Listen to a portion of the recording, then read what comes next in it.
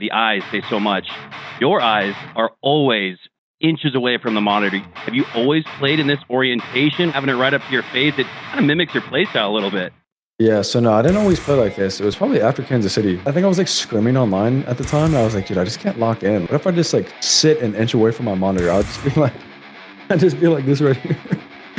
Once I got warmed up and then I was like warmed up and like locked in, I feel like it just made me better. I feel like it was like in VR, like I was like in the game. I'm ever like this far back, I just can't try. Like, I don't know what it is. I just can't try. I'm just like, yeah, whatever, bro.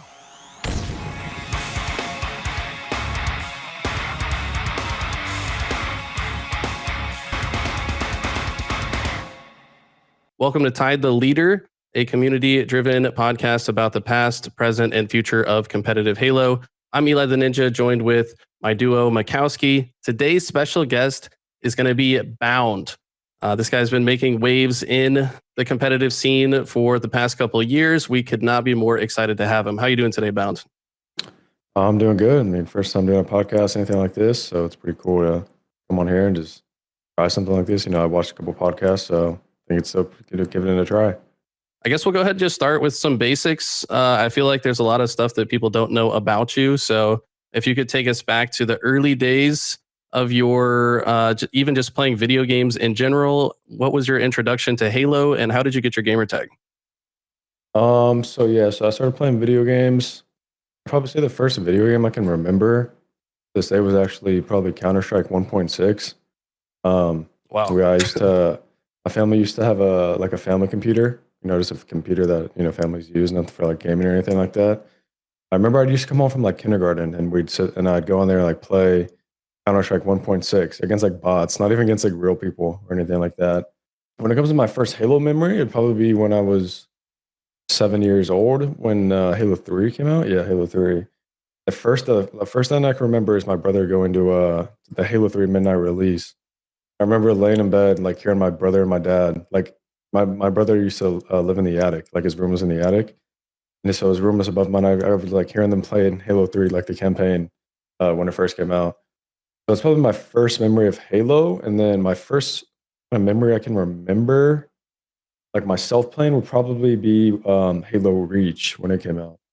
I remember me and my brother like playing in the living room. I remember my gamer tags before I had Bound were pretty just whack. I was just like, I just want a cool gamer tag, you know what I mean? Like, because everyone had like, if you had like a cool gamer tag, you know what I mean? Like just a one word. It was like, dude, that guy's got to be sweaty and good, you know what I mean? So I remember I would just look on this website like OG gamer tags or something, and I remember this guy was selling the gamer tag Bound. He had two options. It was either Bound or FedorA. That'd be the worst. And I was like, okay, I can't be known as FedorA. So I just got to do Bound then. So yeah, I got Bound and kind of just stuck. Yeah, we were actually talking about some of the like connotations behind the name Bound, and it's kind of sick if you think about it. Like, it could mean like you're bound, like you're chained up, and like you're ready to release like energy. And yeah, I kind of never really had a meaning for it. I don't know. And then I see people say it's a really cool gamer tag sometimes, and I'm like, I guess I don't know. Like, it's not really supposed to like mean anything. It's just supposed to be like sweaty. So yeah. For most rookies in Halo Bound, you come in as a fairly unknown player in the space. You were a total mystery, though. No identity online. Nobody had ever seen your face. What was the thought process behind being so incognito and mysterious in those early years, especially in Halo 5, where you were experiencing a lot of success online? Yeah. I mean, honestly, I liked it. You know, it was kind of like just like I was like an online demon. I was like, dude, this guy's like, you know what I mean? This guy's kind of like an enigma, like I think people used to say. So it was pretty cool in that regards. I also just like deeply loved Halo 5, and I kind of was just like, it was like the game that I played in high school. You know, I feel like every Halo you play when you're in high school, you kind of like have like a connection to, just because it's the one where you come home and you just play because, you know, you just love the game. You know what I mean? So Halo 5 was awesome, and I loved just like playing that and just like kind of not competing, but like I was just like pure passion. You know what I mean? Like I said, I just come on, play matchmaking. I would play like chows and stuff back then, like money twos and stuff like that. So it was dope, but I mean, it was. I thinking back to it, I wish I definitely could have competed after experiencing lands and Halo Infinite, because I know I just would have loved Halo 5 and just would have just. I feel like I could have just been really good at that game online or on land too. Did you ever have that inclination to maybe show up to a Halo 5 land, or was this always some like long game, end game master plan to make Infinite your first one? I mean, I did have the feeling I wanted to. I was a duo with Neptune from like for a while, prior to him even going to LAN events. Me and him would always play with each other, like matchmaking. So when he started going to events, it was kind of like, oh, that's pretty cool. Like, I wish I could go, but I don't know. I just didn't want to. And honestly, it was when I graduated high school was when I was kind of like, all right, what am I gonna do? It was either like get a job or play Halo. And since Halo Infinite was like coming out, I think so. I graduated in like 2018, and then like COVID and all that stuff hit, and then yeah, pretty much in like 2020 when I started competing online with like real teams when I like knew I was gonna go to LAN events. So You were teaming with a lot of big names. I mean, your yeah, first LAN roster was Booboodoobo, Falcated, and Snip3down. And we found a parallel between you and Snip3down that we found was interesting. Snip3down previously had the record set for the highest placing at a player's first LAN. He actually teamed with me at that event in his first Halo 3 event in 2008. He went on to be the rookie of the year that year. And then you come in and you team with Snip3down and you go on to be rookie of the year. Were you aware of that parallel? And did it serve as a springboard, not only matching his first time success, but also surpassing it? I think I do remember talking to Eric about it after Rally, where he was kind of because didn't he win 08 champs or nationals or something like He that? did. Yeah, yeah. His first few tournaments, he went 7th with me. Then he gets poached by Lunchbox and Roy and plays for Instinct. They get 2nd. And then he gets poached by Triggers Down. They get 1st. And then after getting 1st place, he leaves that team to join Straight Rippin' and also gets 1st place with them, which was probably one of the craziest like sequences for a player to go 7th, 2nd, 1st, 1st. But yeah, that was his first year. I remember after Rally, he was saying something like, "All right, we're gonna win worlds now. It's gonna be like my rookie year or something like that." I don't really remember, but it's something along those lines. So I do remember. As long as rookie of the year, in terms of rookie of the year, I kind of knew I was kind of gonna win that because I was competing online versus these guys for like a while, so I didn't feel like a real rookie. It's kind of like I am a rookie because it is my first time playing online, but I didn't have like any nerves or anything like that. Yeah, Snip3down with that 7th place finish at Meadowlands. You actually surpassed the best placing at your first LAN event with 3rd place finish with that FaZe Clan roster. Did that exceed expectations? Did it meet expectations? What was your experience like going into that first event? Yeah, so going into the first event, I was really confident. I mean, looking back on it now, like getting 3rd at my first event's kind of crazy because after playing for a while, I think it's like 11 or 12 events now. It's kind of like, damn, like it's hard getting 3rd, and like the fact that I did that my first event, like all I remember was when we lost to not make it to finals because we lost game 5 to United. I was like, damn, bro, like I just wanted to win my first event, but like looking back at it, like I should have been way more like proud of what I even accomplished because like I said, it's not hard. It's not easy at all. It's actually really, really hard. Especially the first event too. There was so many teams. Yeah, we lost some pool play to G2, and I was like, bro, this LAN shit's not even like I remember just like thinking to myself, it's so easy. And then like thinking back on it now, it's actually insane that I managed to pull that off. And like I also had like no nerves either, looking back on it. Like I don't even know how. Wow. Like I really have no idea.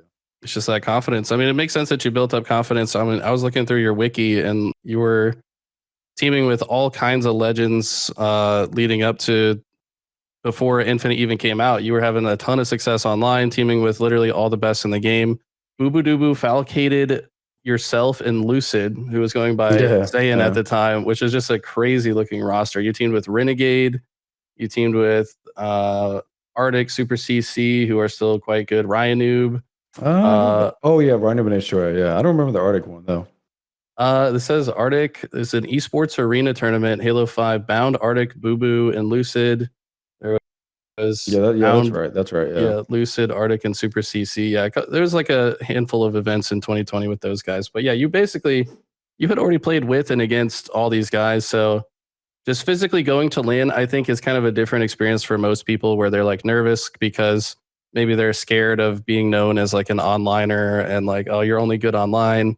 We can think of a few people that still, are like that to this day. And it's just always been a thing, but you just show up, no nerves. I think nerves are really the difference maker. Like you really just got to have the ice to show up on LAN and perform. So props to you for that.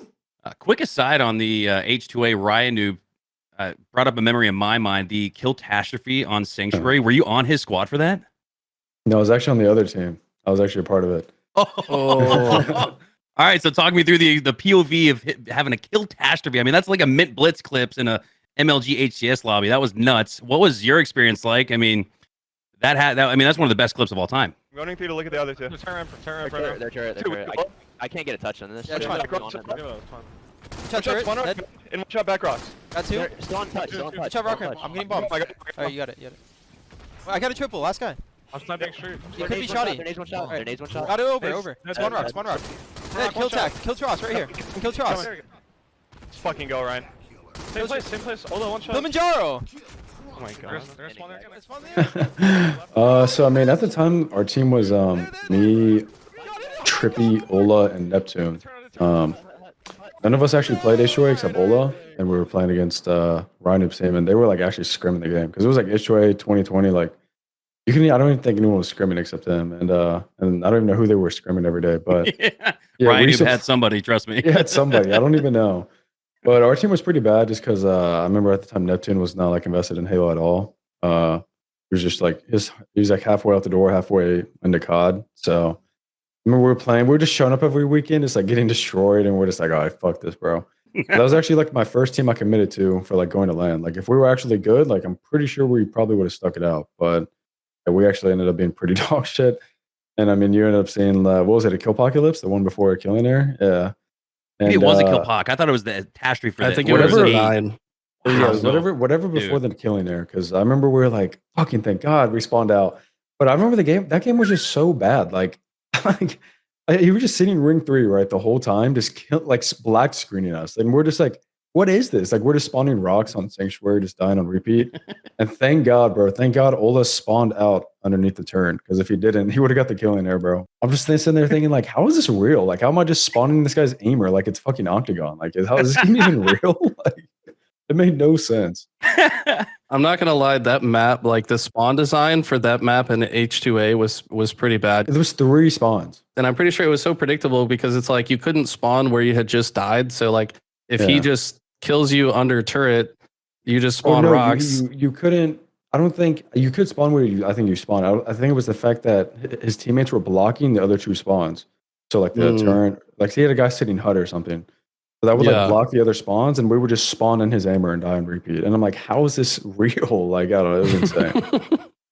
We actually didn't even know until like an hour later when we were on Twitter. We're like, dude, he got a apocalypse. We're like, what? Thank God Ola spawned out. It was insane.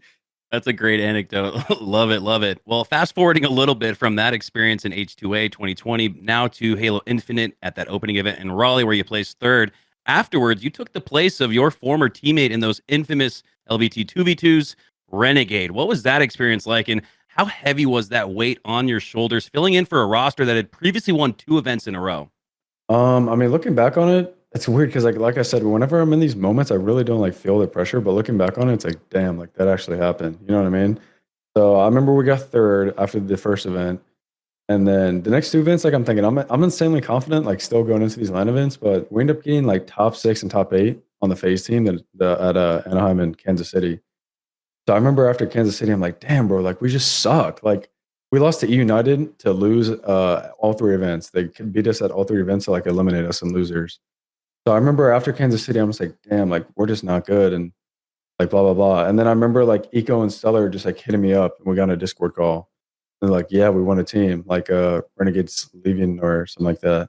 I remember at the time thinking like, holy fuck, I'm saved. Let's go. Like I'm on a God team, you know what I mean? I was like, let's go, bro. Like I'm basically on the best team in the game. You know, they got like first, second.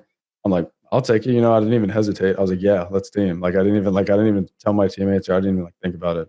It was really weird too, because like after Kansas City, there was such a long break in between Kansas City and Orlando. So like I joined the team, but it was just like, all right, we're now going to wait 5 months. So like, you know what I mean? And it was just like, I don't know. It was weird thinking about it. I definitely wish like there was an event like the Super, for example. The Super was an actual event back then, because it would have made it way better in terms of like preparation. But yeah, I mean, getting the opportunity to join that team was definitely the best thing to happen to me. And I mean, I'm still on the team, and I managed to like, you know, win a couple events with him. So it's pretty awesome. And I'm like extremely grateful for it. So We actually had Renegade on the podcast last week, and he had some interesting comments about your friendship and rivalry. I've got the screen share up here, and you may have already seen this, but this will just be fun to watch together. I love the editing on this, by the way. Shout out to Kills in the Night. He crushed this editing. So watch this. funny because not too long ago, Renegade and Bound, they were your undefeated LVT Money Tuesday champions. A lot of y'all don't know. Let's talk about Bound, because there's always been Renegade and Bound. Now it's Renegade versus Bound. Bound. He says we know how this goes, but do you? I guess we'll find out. I don't know. I think you're shit, so we'll see. Yeah. I love playing against Bound just because he's one of the few players I know believes he's better than me. Oh, let's finish. These guys are fucking ass. And I feel like it's vice versa, where I believe I'm better than him. Oh my god, for me, that clip was insane. That was insane. I love playing someone who just thinks they could just beat me easily. Fills me up. Still in the death screen, and Renegade says this is why I chose to leave. What's your take on that? I feel like we're just both delusionally confident. You know what I mean? We're just super confident. We think we can just we honestly think we can probably just 1v4 some teams. We're just insanely confident. So it kind of just funny. I mean, we also have the history of just playing twos with each other and against each other for so long. So I don't know. With John, it's kind of just been like that for years. I've been 1v1ing against the guy since 2016, 2017. So it's always just been super competitive with me and him. It seems like a destined rivalry because, I mean, earlier you said Halo 3 came out when you were 7 years old, and I did the math in my head. I was like, wait, he was also born in 2000, so they're literally the same age. And I feel like you guys had similar experiences growing up, and then now all these years later, you're competing against each other. I don't know. There's something poetic about that. Yeah, I'm actually a little bit older than him. Yeah, a few months or something. Yeah. Do you feel like when you play against him, you play your best? Because you want to beat him even more than maybe some other players? I definitely feel that against Optic or FaZe for sure, just because it's the top three, and that's the Halo where if you win those matches, you win the tournament. So with those teams, yeah, for sure. I wouldn't say it specifically John. I mean, it is a little annoying if I do lose to him. I'm just dude, John, but nah, it's just kind of just that with the top teams. You kind of just have to just go out there and play your best and hope you win. So going back to the beginning where you were a complete mystery in the scene, you didn't post much on social media. Was that because you were just simply dialed into Halo, or you just weren't interested in socials at the time? At least with Twitter, I mean, Twitter is just Twitter. I mean, I feel like you can really only use Twitter if you're trying to be a brand, especially if you're a gamer. But with Twitch, it was different because that's made for streaming video games. I remember I started streaming in 2017, 2018, somewhere around there. And I genuinely loved streaming at the time. It was fun to say, I remember I'd get decent amount of viewers, 100 to 200-ish. When I first started streaming, 2017, 2018. So it was pretty awesome, at least streaming. I never even looked at it as kind of a way to make money or anything like that. I kind of was just all right, if you want to watch my POV, I'm just going to stream and whatever. And if they enjoy it, then they can give me a sub or whatnot. But yeah, I know. I never really thought about social media because I didn't really think of it as a career or anything like that. So social media was never kind of on my mind or anything like that. We saw the Unlocked episode where you talked about in high school, you didn't really see gaming as a viable career option. Was this maybe influenced by your parents at some point? Maybe they wanted you to do something else. Why was that? And in an alternate universe, what career path would you have taken? It's actually the opposite in regards to my parents. They're kind of the ones who kind of pushed me to compete, especially after high school, because they knew I loved to play the game a lot, and they knew I was really good.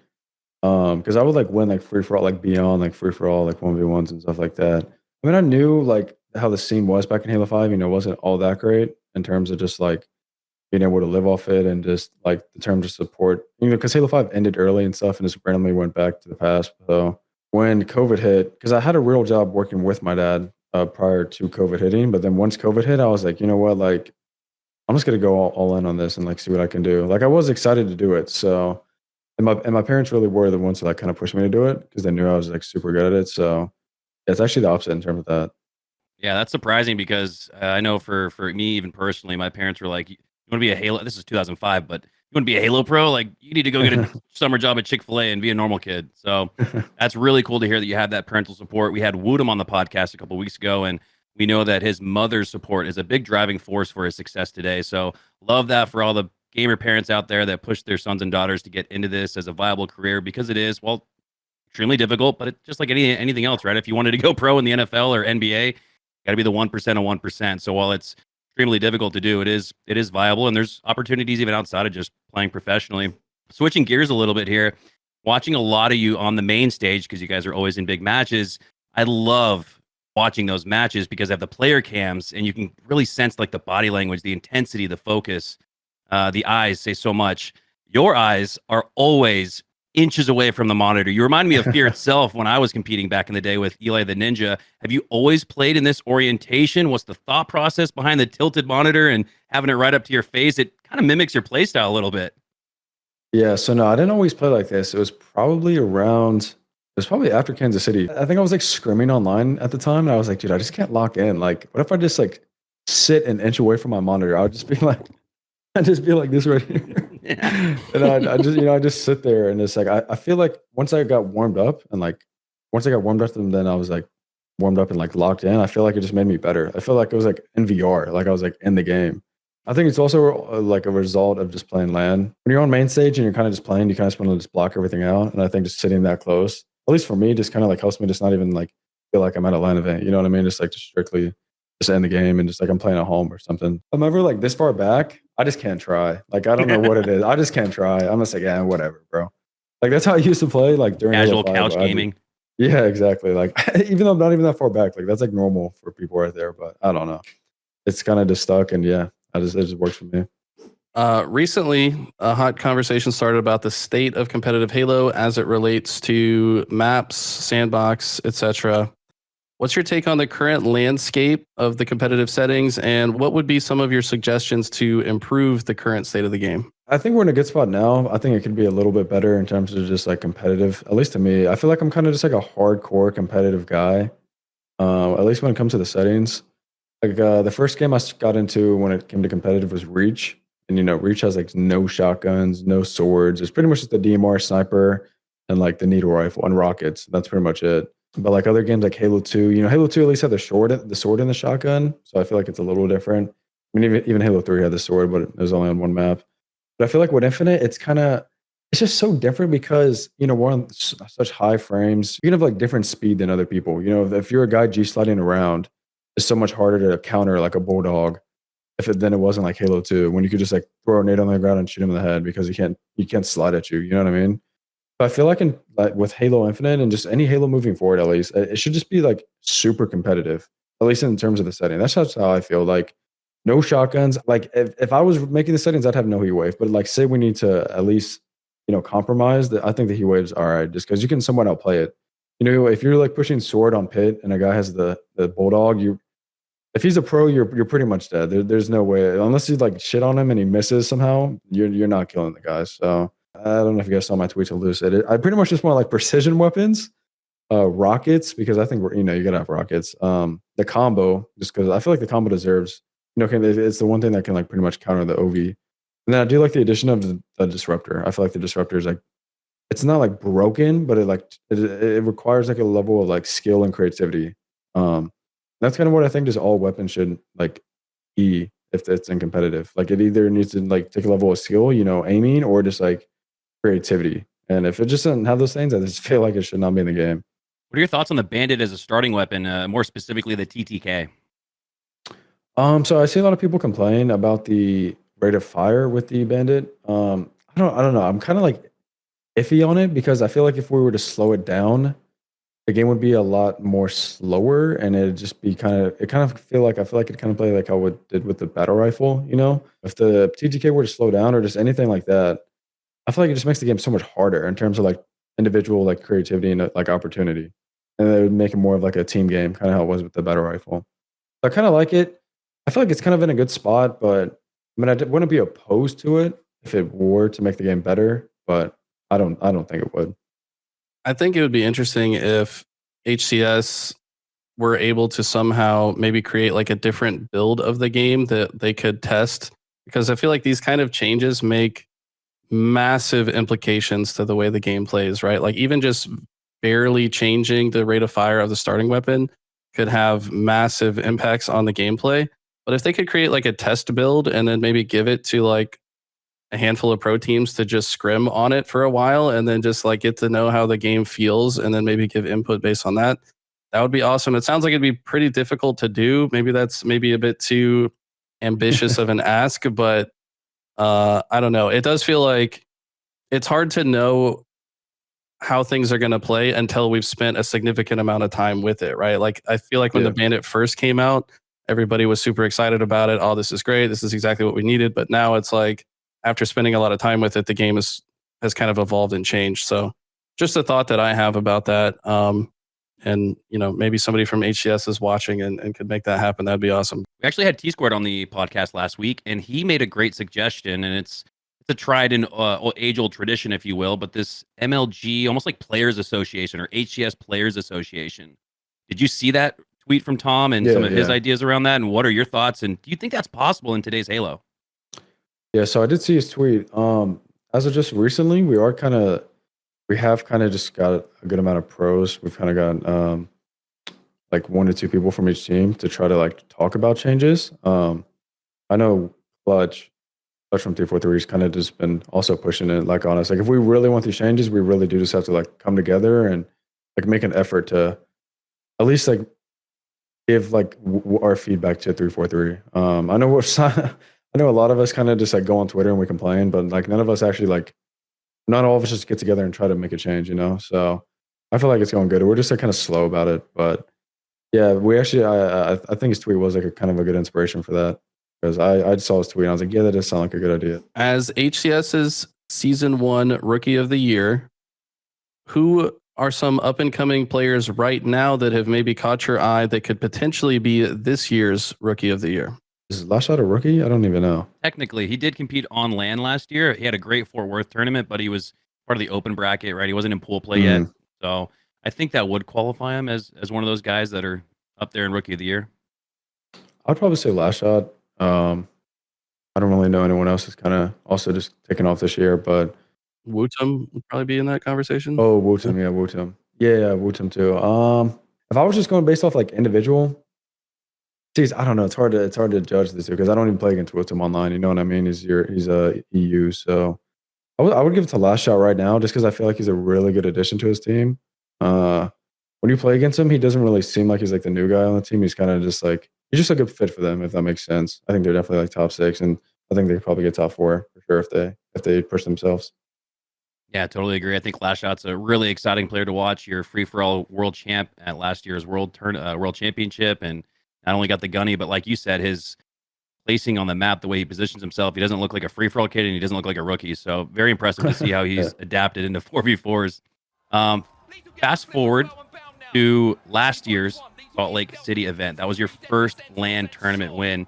It felt like some people in the community discounted it because of the home field advantage or the fact that it wasn't a major. Do you think that's fair?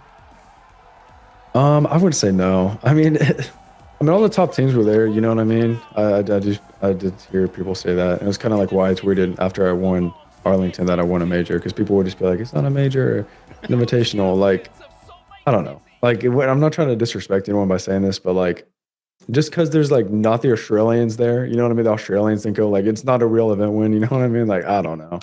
And on top of that, like it didn't feel like there's any home field advantage. I will say though, when we played Optic, because we did play Optic in winter semis, I think that was like the first time we played Optic where like we were the ones who were getting rooted for more than Optic, and it was kind of just it's like a weird feeling, like playing Optic and like you're killing people on the map and they're going like people are happy. It's like, okay, this is weird. Yeah. No disrespect, but like I'll go like on some older players like wikis, and like they have like there's some like LAN event wins that are counted on there that are from like I'm pretty sure they were hosted in a basement. Like I don't know. Like I gotta count it. I don't know. Fast forward nearly a year later, and you did win your first major. So the last LAN tournament that we had at Arlington, and this was after you guys picked up Legend. Legend seemed like a huge catalyst for that victory and just kind of the strides your team has been making in general. And you're actually living with him. So what's it been like helping him get comfortable in the States, and what does daily life look like for the two of you? Yeah, when he came in, it was like February, so he's been here for about 3 months. I think the day he got here, we had to play an online tournament. So he was pretty exhausted. I remember that one. Yeah, I think we ended up getting like top 6. I think he was just like drained, and I was kind of just like, yeah, whatever.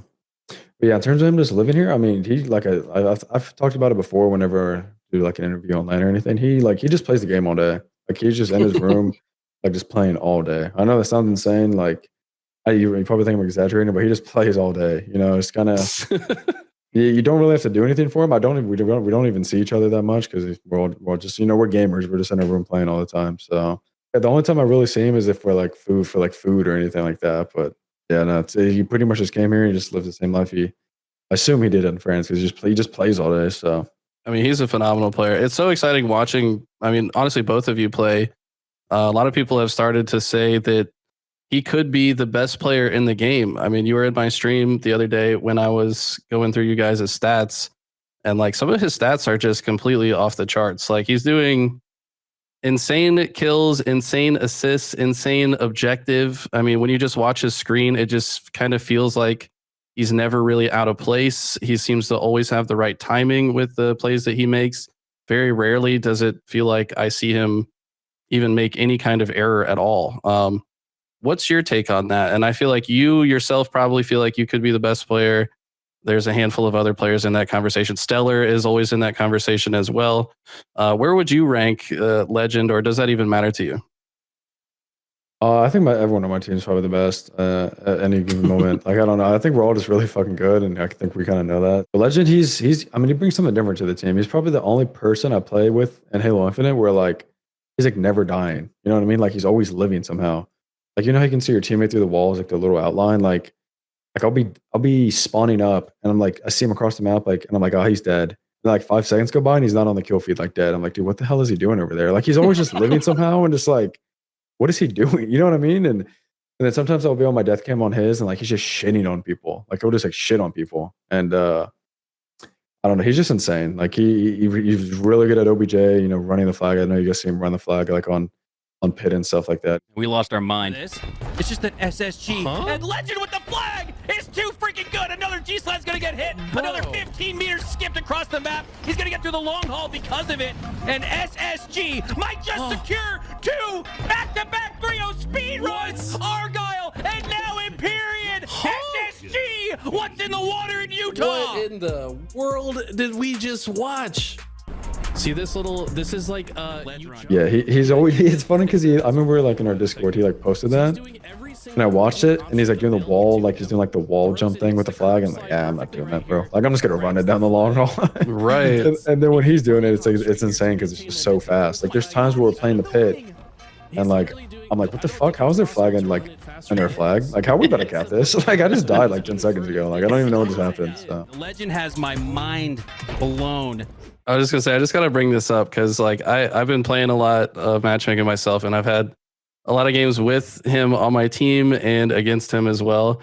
And like there was a game, this was shortly after that cast. So if you posted the clip in your Discord, I know he watched it and probably had a good laugh at it. But he comes on my team and we get pit CTF. And I swear this dude was trolling, bro. Like, and I wonder if he like told you about this because he like treated it like he was a NASCAR racer, and he's just like he's literally like off of spawn, just hitting every G slide to their flag, like ignoring enemies. Like he'll put a couple shots in somebody on the way, but then he grabs the flag and he's just trying to go for the craziest flag runs the entire game. And I'm like, I ended up doing the most damage on the map. Like I did like 2K more damage than him, which would never happen if he's trying. I feel like, you know what I mean? Like, yeah. And then I see him lurking in my viewer list, but he doesn't say anything in my chat. I'm like, dude, this guy had to just troll me. Like just seeing my reaction to the way he's playing this. But it cracked me up. And I don't know. I just love like playing with or against him. He's the hardest kill I swear I've ever encountered in any game that I've ever played. Like, I just can't kill the guy. He'll kill me 7 times in a row, and I feel like I've got the jump on him in half of them, but he just finds a way to win. It's so frustrating. Did he tell you about that? Like, was he trolling me? No, he didn't tell me about it, but the fact that he said he had 2K less damage, because he always has so much damage. Yeah. So that definitely sticks out that he's probably just trying to practice running the flag. Because whenever we play, I'm like, dude, how's this guy get so much fucking damage? Like, right. Like he always has so much damage. I don't really know how he does it. Talk us through that, because Eli and I, we always talk about the key to winning and putting together a good team is the composition, complementary roles for everybody. You guys formerly had Dead Zone, an incredible player in his own right, known as your OBJ role player. Legend fits into the squad and does just as much OBJ, but you look at his kill death ratio and it's like he's a top fragger, top slayer in the HCS. How quickly did it take for Legend to fit into your roster as that OBJ player, which feels so weird to say because if you think of OBJ guy with 2 minutes of ball time, he's probably negative 10 or 12. He's probably positive 12 or 10. I mean, it's unbelievable what he's able to do while still holding on to the objective. Again, how long did it take for that to get going? Was it at Arlington or was it a little bit before that you guys were like, all right, we're rolling? Yeah, so it was probably the next week after. So when he got there, the week prior to that, we played with Monster and we ended up winning the online tournament. And then the second week is the day he got there, we ended up getting top 6. And then the week after, we ended up winning. I'll probably say that next week after. Oh, no. Actually, I wouldn't even say then. I would say when he was still in Europe and we were playing with him in January, there was like, I think it was a FaZe tournament. I don't know what it was. It was some online tournament where we ended up losing to FaZe game 5 in the bracket reset. I ended up dying like 6 times in a row or something on Recharge on Slayer. streets. Oh, Recharge. That's right. Recharge. And I kind of just blew the game for us. But like right then and there is when I knew like, okay, we're gonna be dangerous. Like, I think it was our first time playing with him in a 4v4. Like the chemistry was so on par and just there. And like it was our first time playing with the guy. Like we didn't even knew if he like knew the call outs in English. We were just like, all right, fuck it. Like it's weird because when I used to play against him, I don't know if he even like did OBJ or maybe I just didn't even pay attention. But like on our team, he just does it so like effortlessly. You know what I mean? Like he like does it and then he's also just like making insane plays. And it's kind of like, okay, this guy's crazy. Like he's just insanely talented. You got second at the Halo World Championship in season 1, third at the Halo World Championship in season 2. What's it going to take for you to finally slay the dragon and hoist up the trophy at the end of season 3? I'd definitely just say like closing it out. I mean, I remember at the second Worlds, we're up 2-0 in winners finals and ended up reverse swap out and losing. So like that, it's hard thinking about it because like we're just one map away from making grands from winners finals or from winners side. You know what I mean? Like that's pretty much guaranteed. I feel like with Zane, we were kind of more like structured in a sense. At least when we played on LAN, we kind of like had a way of like playing every map in game mode and like every situation. Whereas like if we're on the back foot and they're like want to set up with an oddball, like we kind of just run out there and just make a play. Like we just run out there and somehow just get 2 kills somehow. Whereas like on the old team with Zane, it was kind of more structured where we'd like kind of take our time more and just like think shit out. But with Legend, we kind of just like make the play and it just works. I don't even know how. I feel like when it comes to winning worlds, like I said, it's just like just getting the job done. You know what I mean? Like when we're in those moments when we're up 2-0, it's like don't even think about what map 4 is. Like just win this shit. You know what I mean?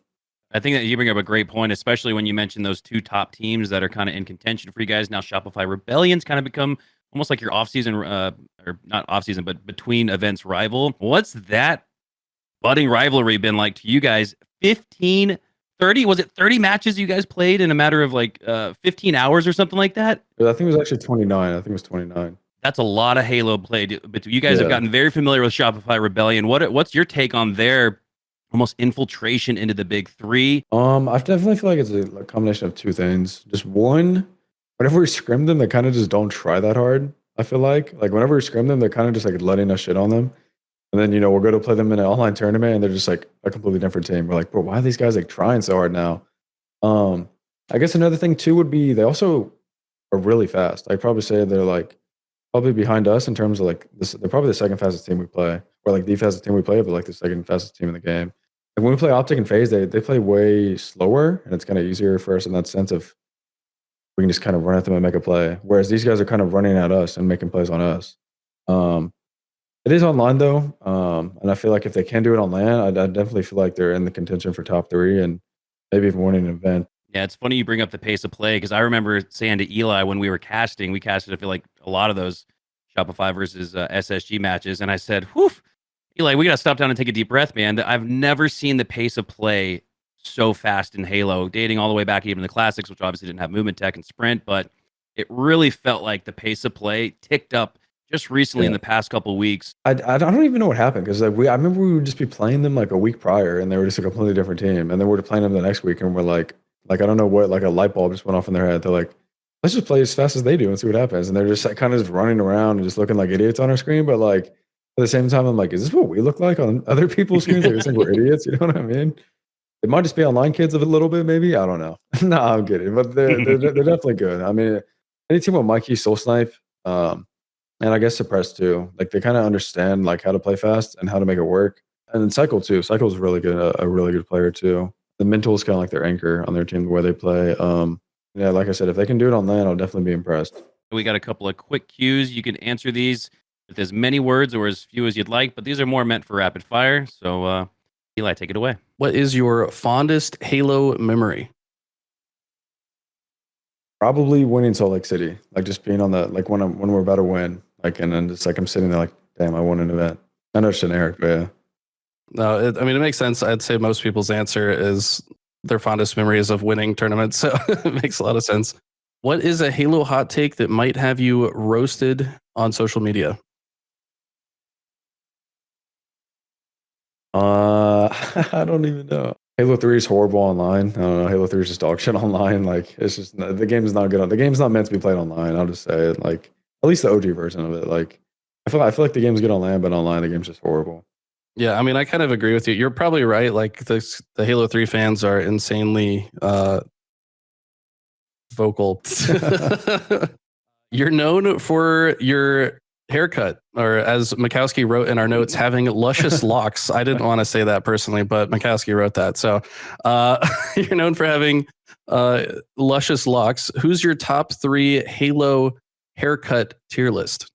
Top 3 Halo haircut. I'm gonna go Sika at number 1. Just because like he showed up bald in an event. That shit was crazy. I'm like, wait, is this guy bald now? He looked like Walter White, dude.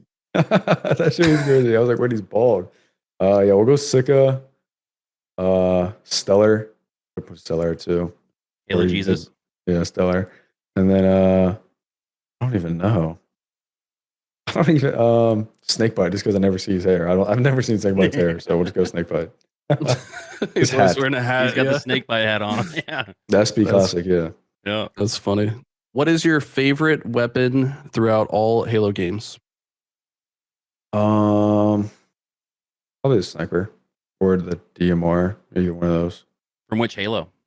We'll just say the sniper from Halo Reach, just because it was kind of OP. It really was. It was probably the easiest game to snipe in, I feel like. Yeah, no, it was so fun sniping in the game. Just being like ring 3, just like you just hit any snipe. It was so fun. Who was your favorite duo as a teammate? I guess I've only been on 2 teams. I'm probably just Legend at this point. I've never really had a duo like the teams I've been on. So yeah, I'd probably say Legend. Yeah, your roommate. I mean, it makes sense. It makes me think of like Boo Boo and Falcated as a duo living together. Who is your favorite rival that you might enjoy beating when you do? It's definitely Renegade for sure. That's not even a question. What do you say in terms of beating? Yeah, I think I like beating him the most. Yeah, I think we all knew the answer to that one. Favorite Halo title in general? I'll say Halo 5 because I don't know. Halo 5 or Halo Reach? Yeah, I'll go Halo 5 just because like competitively. Halo Reach is pretty bad competitively. You mentioned Counter-Strike as one of your first FPS. Was that your foundational FPS? Like, what was the FPS that got you down this path? I'd say I kind of go Counter-Strike. Just it was the first FPS I think I ever kind of played. That and like Unreal Tournament, like way back when I was like 4 or 5. Those games were kind of cool. But when I got an Xbox, I played Gears of War. I don't even know. That's not even a first-person shooter, but I was like a Gears of War kid. Because I got my Xbox in 2008. So I guess Gears of War 2, I just grinded insanely. And then Modern Warfare 2, the original one from 2009. And then I didn't even like get into Halo until Reach. For some reason, I didn't even play Halo 3, even though I had an Xbox at the time. Like I didn't like grind it at all. That's incredible. You hopped on Xbox at the peak of Halo 3. There's 1.5 million people online concurrently, and you flew over that. That's actually really intriguing. Yeah. Well, I love Gears of War. I thought Gears of War was like super cool. Like the movement, like you could wall bounce and stuff. I thought that was so cool. I remember when I was like, me and my brother were playing Halo 3, and I was like, why can't you sprint in this game? I was like, it's kind of weird. Like you're like a super soldier and you can't sprint. I remember like thinking that to myself. Like, isn't that kind of weird? But I think like Reach having sprint kind of like got me to play the game, even though I didn't even like sprint. Like because I loved like the MLGV settings in that game, like the competitive settings of that game. But yeah, I don't know why I didn't even like play Halo that much back then. Like in its prime. We certainly appreciate having you on the podcast with us today, Bound. This was awesome, a ton of fun. Is there anything that you'd like to say as like some follow-up words to the experience on the podcast, or anybody that you'd like to thank in the community?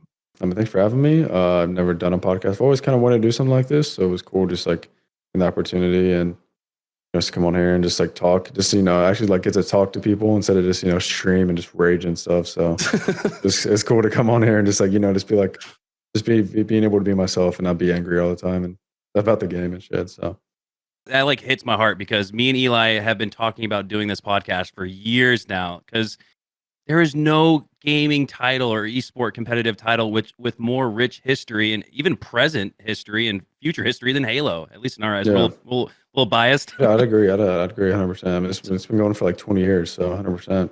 That was part of our theory was like, man, if we can get these stories to the forefront, people are going to care about our favorite game more. They're going to watch more tournaments. We could lift up the scene with this. And man, to hear the feedback we've gotten from you guys, Renegade, he said the same thing, but just about was never done this before. And I hear that in my head, I'm like, that's insane. There's so many people that would love to hear y'all's thoughts and opinions. You guys are the best in the world at a lot of people's favorite video games. So, and shout out to all the pros that are stepping into their uncomfort zone, if you will, and hopping on things like this to share their stories, their thoughts and perspectives, because I think we're right on that theory. I think this is going to help grow Halo, and it may not be something we see right away, but I mean, me and Eli, we've been here for 20 plus years. We're in it for the long haul. We'll be here for another 20 years as long as they keep making Halo.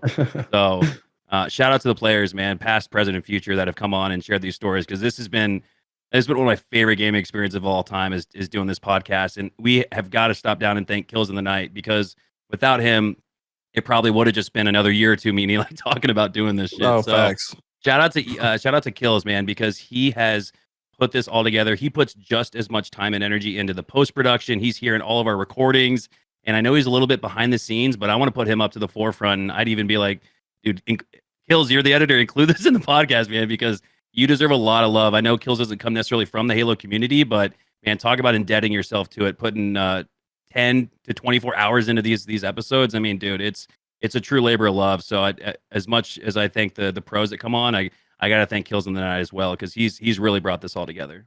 That will do it for this episode of Tide the Leader with Eli and Makowski. Be sure to subscribe to both channels for more. Check the playlist in the description for a link to all the other episodes. And keep in mind, these episodes take a lot of time and effort to produce. We do ask you to please take a look at the Patreon, consider donating to the cause so that we can continue producing awesome content for the community.